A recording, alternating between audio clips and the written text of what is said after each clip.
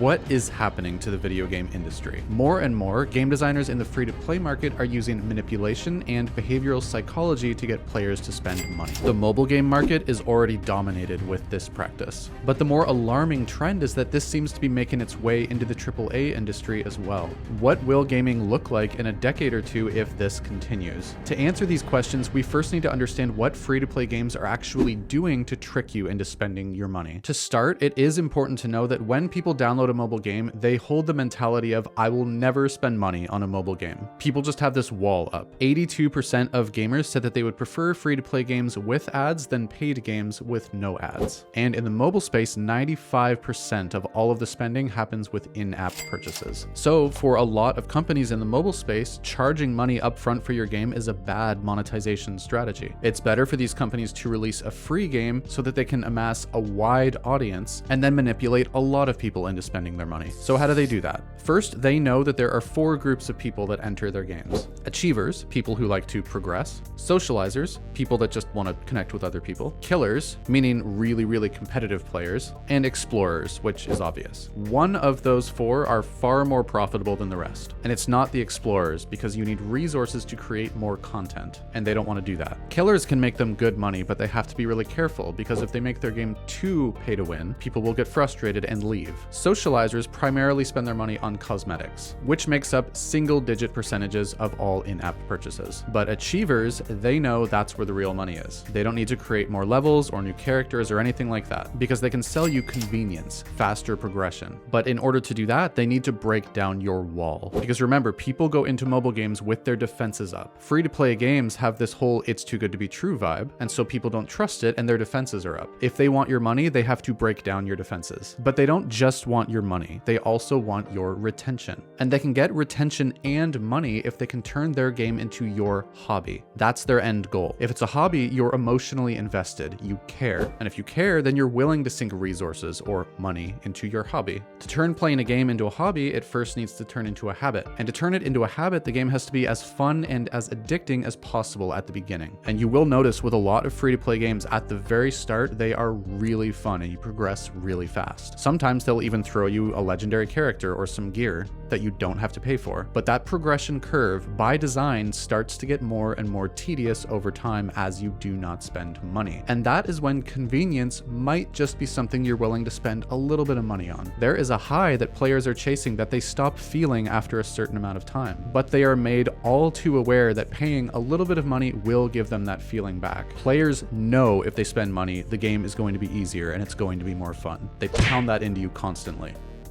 But again, your defenses are still up. So how specifically do they get you to spend your money? Well, they have quite a few tricks, but one is the most important of all, the icebreaker. Offer the player something so good that they would be crazy to turn it down, and it will likely be seen as a good value purchase. Now, as soon as people spend even just a little bit of money on a mobile game, the ice has been broken. Some little switch happens in the player's mind that tells them it's okay that I spend a little bit of money on this game. I spend a lot of time on it anyways. And with that mindset switch, they are now more likely to spend more money in the future. They've invested with their wallet, which means they've also invested emotionally into the game. And with that, they are one step closer to their goal. So now you're more likely to make purchases in the future, especially if those purchases are perceived as good value. But how do you control players' perception of value, especially on something intangible like in-game gems or legendary gear? That's actually very easy. They use what are called anchors. Sometimes even very early on in the game, you'll see a pop-up on your device trying to sell you something for an outrageous price. $80 for a pack of a few cards or whatever. And you're gonna be like, no, are they insane? I'm not paying that. And you're gonna close it and keep on playing. Here's the thing, they knew you were not gonna buy that. And so when they offer that same package again a few play sessions later for like $15,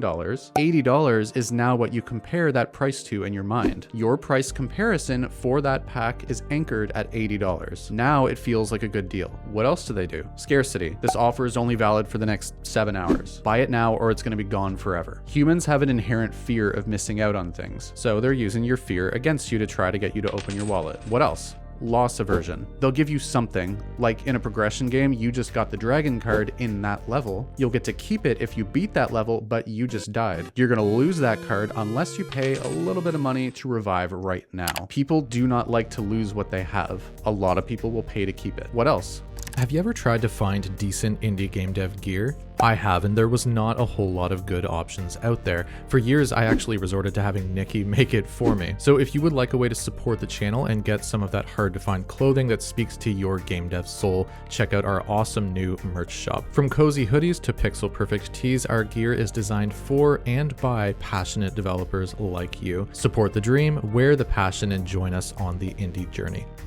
Thinking fast versus thinking slow. If the player has to analyze why buying something is valuable, they're not going to take the time to do that, and they're not going to buy it. You're playing a game. You don't want to think of how valuable a double coin booster is at the start of your campaign. That's too much work. They know that they need to offer you something more immediately useful.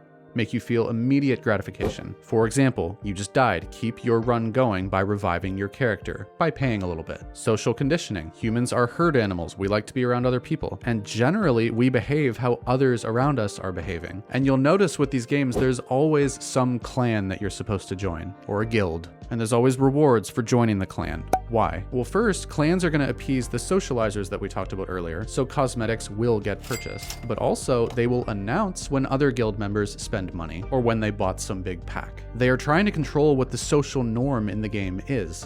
The socially accepted way of behaving in your game should be paying. You absolutely do not want to tell them that the majority of people in your game never spend money. That's poison. And for them, they want the social norm to be that people spend money when they play this game. And this also plays into another aspect of human psychology. The stuff that we hear a lot about is stuff that we believe is likely to happen. So if people in your clan keep getting that rare card that you really want, you are inherently going to think that it's possible that you can get it too. And you might be willing to spend more money to try to get it. So they have all of these tricks in their pocket to get you to spend money on their game. And you spending money is obviously good for their bottom line. But remember, it's also good for the other reason we talked about. It gets people emotionally invested in the game. And once people are emotionally invested, they are much more likely to continue spending money on the game. And they really want that, because here's the thing. They are not just after the casual user that spends $1 or $2 here and there. The majority of their revenue comes from what they call whales, and that's individuals who spend a lot of money on these games. And they have a lot of data to work with to help back all of their decisions. And they have really annoyingly enticing ads. It doesn't seem to matter how many 1-star reviews they have in the App Store. Millions of people will download it. But with their data, they know how much choice is too much choice. It's important for them to know that, because people do get choice paralysis if they're presented with too many options. So they're not going to present you with too many things that you can buy. They also know that they do need to make you grind for some stuff as well. That's because of what they call the IKEA effect. And they call it that because it means when you put work into something, you get even more emotionally attached to it. They have statistics that tell them on average how long it will take for people to finally break down and spend money. So they know how much content to produce to make sure that people get beyond that point. They know that people find gachas addicting. Best example I can think of is Pokemon cards. No matter how much money you're willing to spend, you can't just buy the one card that you want. You have to keep buying more and more random packs, hoping that you will get the card that you want eventually. They know that people find this addicting because of the Skinner box experiment. Long story short, it's a rat in a box that pushes a button to get pellets of food. But they add in all sorts of other stuff to get the rat to push the button as much as it possibly can. But they add in all sorts of other variables to maximize how long the rat is willing to push the button for. They also plan their in-game economies based on the whales and how much they are willing to spend. They always design their in-game economies so that you should be able to spend at least $1,000. But most of the really successful ones go far higher than that and make it possible for you to spend tens of thousands of dollars. Here's the thing, not too long ago, it would have been absolutely unheard of to release a game for free and expect to make profits from in-app purchases. But now AAA companies are starting to adopt this strategy more and more as well. And on the surface, for profits, it seems like a good strategy because they get to amass a wide